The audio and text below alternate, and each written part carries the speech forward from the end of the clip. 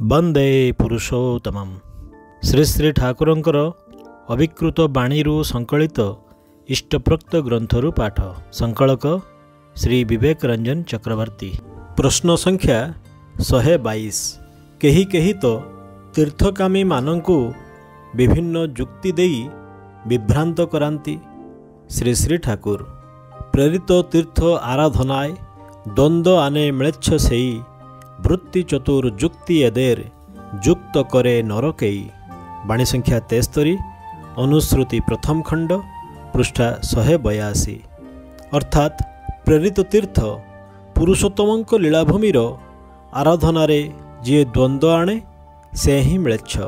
एमानंक वृत्ति कुशल जुक्ति नरकरे ही जुक्त करिथाए।